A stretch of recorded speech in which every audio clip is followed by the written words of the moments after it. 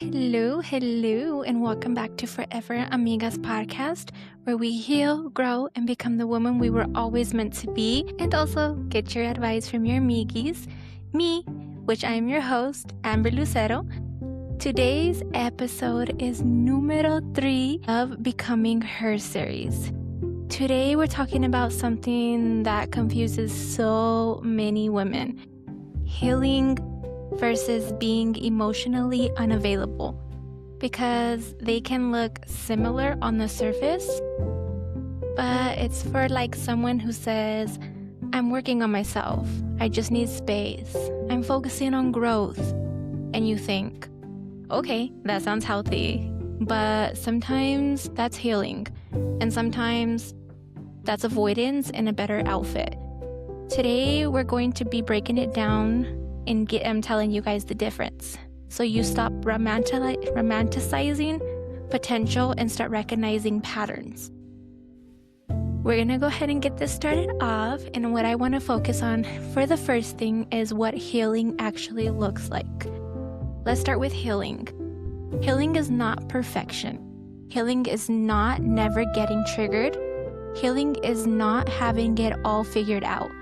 Healing looks like taking accountability, being able to say, I was wrong, being able to sit in discomfort instead of shutting down, communicating even when it's hard, choosing growth over ego. A healing person may still struggle, but they still say, they lean in, they don't disappear when things get uncomfortable. Healing people can and want connection.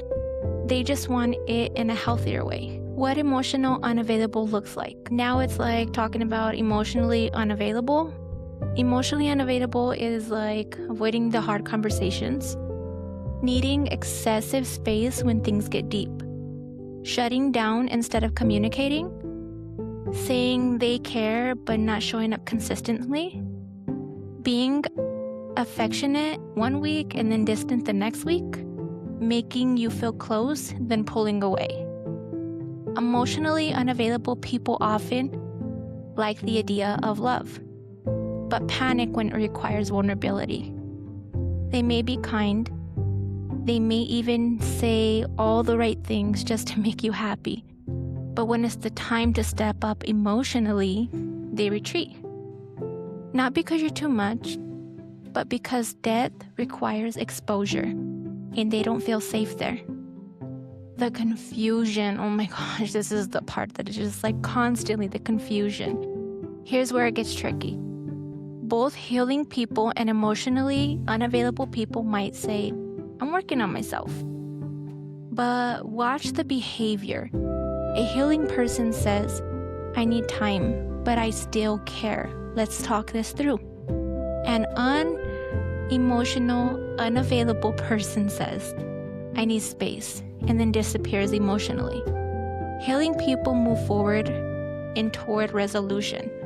Unavailable people move away from discomfort. One builds in intimacy slowly, the other avoids intimacy strategically. Can an unhealed person love properly? This is hard. An unhealed person can love, but they might not love you safely. That might project their fears onto you, make you responsible for their emotions, pull away when they feel vulnerable, punish you with silence. They might care deeply, but care without capacity that still hurts. Love without emotionally availability, creating anxiety. And if you find yourself constantly overfunctioning, which goes over, you might be trying to compensate for the emotional absence.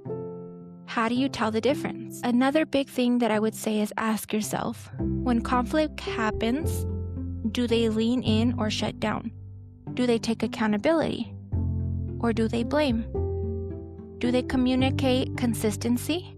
Or only when they feel like it? Do their actions match their words?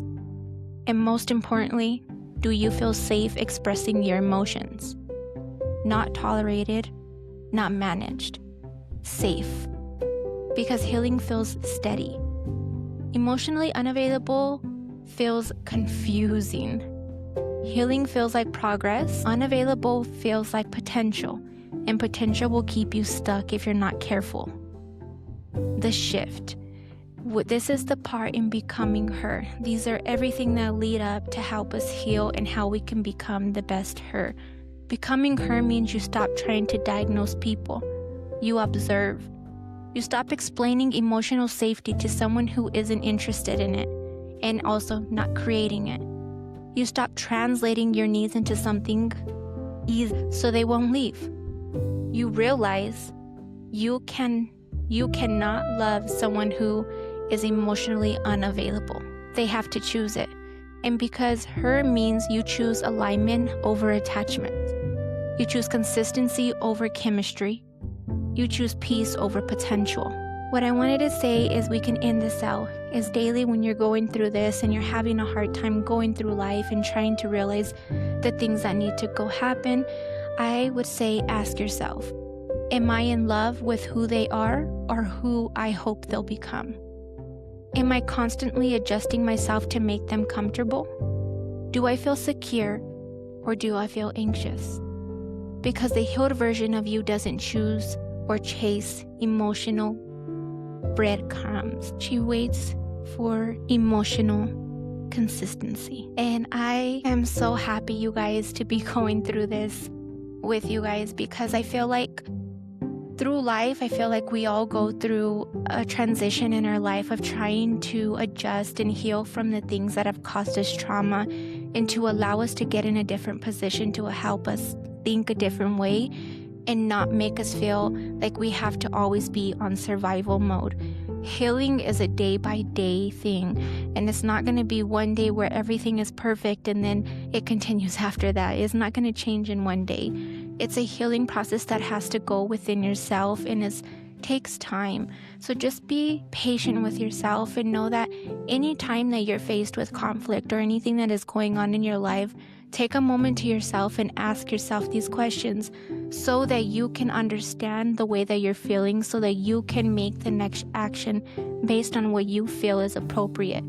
Don't act on emotions and continue to work on your self-being, because when you're at the best of yourself, you're able to give everybody else around you the best of you. And I have so much more coming, and I have so many episodes already planned for this, and I cannot wait to go through all of this with you. And if you have any questions or want me to discuss something more into detail, please drop it below or send me a message. I hope you guys have a wonderful day, and bye.